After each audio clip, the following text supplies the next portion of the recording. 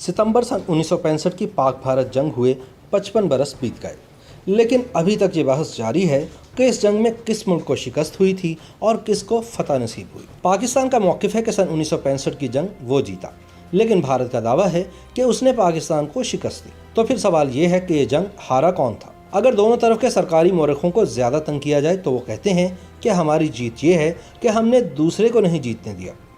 بھارتی بیانیے کے مطابق سن 1965 کی جنگ دراصل 5 اگست کو شروع ہوئی، جب ایوب دور میں 10,000 کشمیری سویلین رضاکاروں اور سادہ لباس پہنے فوجیوں پر مشتمل جبرالٹر فورس بھارت کے زیر قبضہ مقبوضہ جموں و کشمیر میں بغاوت ابھارنے اور قبضہ کرنے کے لیے بھیجی گئی۔ لیکن پاکستانی آپریشن جبرالٹر ناکام ہو گیا تو بھارت نے آگے بڑھ کر حاجی پیر، کارگل اور ٹٹوال کے دروں پر بھی قبضہ کر لیا۔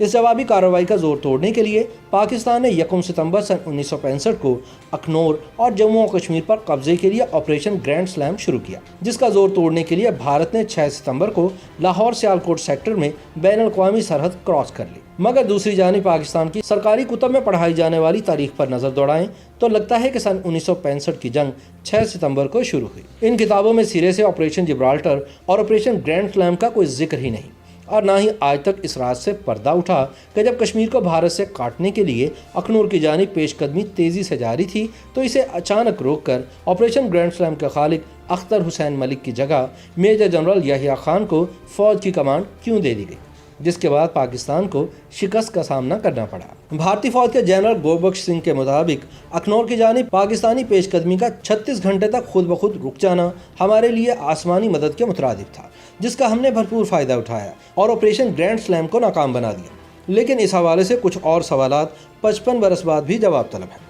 مثلا یہ کہ سن 1965 کی جنگ کا مقصد اگر کشمیر کی آزادی تھا تو کیا ایوب خان کے ناکام آپریشن جبرالٹر سے پہلے بھارت کے مقبوضہ کشمیر میں آزادی پسند قیادت کو پیشگی اعتماد میں لیا گیا، یا پھر فرض کر لیا گیا کہ عام کشمیری اپنے نجات دہندوں کو دیکھتے ہی بھارت کے خلاف اٹھ کھڑے ہوں گے؟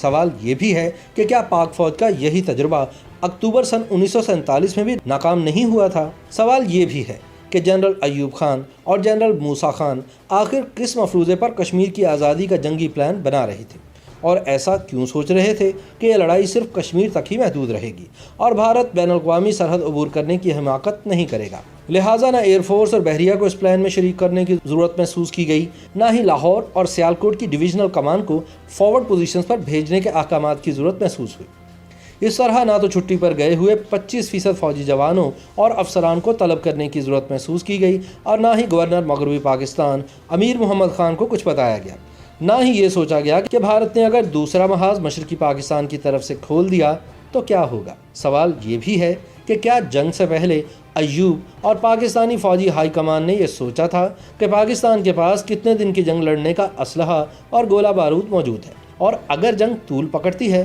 تو پھر کیا ہوگا؟ جنگ ہمیشہ خاص قومی اہداف حاصل کرنے کے لیے لڑی جاتی ہے۔ اگر پاکستان کا ہدف کشمیر کی آزادی تھا تو یہ ہدف حاصل کرنے میں مکمل ناکامی کے بعد یہ دعویٰ کیسے کیا جا سکتا ہے کہ سن 1965 کی جنگ پاکستان نے جیتی؟ سن 1965 کی جنگ کے بعد معاہدہ تاشکند کے تحت بھارت نے 710 مربع میل علاقہ پاکستان اور پاکستان نے 210 مربع میل علاقہ بھارت کو واپس کیا، اور دونوں ممالک کی فوجیں 5 اگست سے پہلے کی پوزیشن پر واپس چلی گئی۔ پاکستان معاہدہ تاشکند میں اقوام متحدہ کے تحت کشمیر میں رائے شماری کا وعدہ تک شامل نہ کروا پایا۔ یوں یہ مسئلہ مزید ناقابل حل ہوتا چلا گیا۔ آپریشن جبرالٹر کے دوران کتنے پاکستانیوں نے جام شہادت نوش کیا، ان کی قربانیوں کے بارے میں عسکری تاریخ خاموش ہے۔ بس یہ بتایا جاتا ہے کہ 6 سے 22 ستمبر تک 3800 پاکستانی فوجیوں نے جام شہادت نوش کیا، اور 5500 کے لگ بھگ ہندوستانی فوجی جہنم واصل ہوئے، اور اتنے ہی طیارے اور اتنے ہی ٹینک تباہ ہوئے۔ سچ یہ ہے کہ بظاہر نہ پاکستان کے پاس کوئی حقیقی جنگی پلان تھا اور نہ ہی بھارت کے پاس۔ شاید اسی لیے دونوں ممالک نے 17 دن بعد ہی اقوام متحدہ کی جنگ بندی کی قرارداد فوراً مان لی۔ لیکن انفرادی سطح پر جرأت و بہادری کی داستانیں بہرحال رقم ہوئیں۔ ایک جانب اگر پاکستان کی ناقص جنگی پلاننگ نے بھارت کو سنبھالا دیا تو دوسری جانب پاکستانی فضائیہ اور آرمڈ دستوں نے بھارت کو روکنے میں بنیادی اور کلیدی کردار ادا کیا۔ یہ جنگ ریڈیو پاکستان اور آکاشوانی پر بھی خوب لڑی گئی۔ اس جنگ کے طفیل بھارت میں ہندی میں اور پاکستان میں اردو اور پنجابی میں لہو گرما دینے والے جنگی ترانے تخلیق ہوئے۔ بھارت نے اپنی جنگی ناکامیوں کے بعد خاموشی سے حکمت عملی تبدیل کی، جس کا نتیجہ سن 1971 کی جنگ میں نکلا، جو پاکستان کے 2 ٹکڑے کرنے پر منتج ہوا، جبکہ پاکستانی فوجی قیادت نے سن 1965 کی جنگ میں بیرونی تو کیا ان ہاؤس تحقیقات کی بھی زحمت نہیں کی۔ کئی برس بعد lieutenant general retired Mahmood Ahmed نے 650 صفحات پر مشتمل ایک تحقیقی مسودہ لکھا، مگر وہ بھی کتابی شکل میں ڈھلنے کی اجازت نہ پا سکا۔ شاندار فتح کے نصابی اور سرکاری پروپیگنڈے تلے سب دب گیا۔ چنانچہ سن 1971 کی جنگ بھی ویسی ہی ناقص منصوبہ بندی کے تحت لڑی گئی، اور پھر کارگل کی لڑائی بھی سن 1948 اور سن 1965 کی فوجی حکمت عملی کی فوٹو کاپی سامنے رکھ کر لڑی گئی، اور نتائج سب کے سامنے ہیں۔ YouTube پر گوگلی نیوز دیکھنے کے لیے youtube.com کی سرچ بار میں googly news T V type کریں۔ گوگلی نیوز کے پیج پر سرخ رنگ کے سبسکرپشن والے بٹن پر کلک کرنا نہ بھولیے۔ YouTube پیج پر اپلوڈ ہونے والی ویڈیوز سے باخبر رہنے کے لیے بیل آئیکن پر کلک کیجیے۔ آپ کو ہر نئی ویڈیو کے بارے میں نوٹیفیکیشن موصول ہو جائے گا۔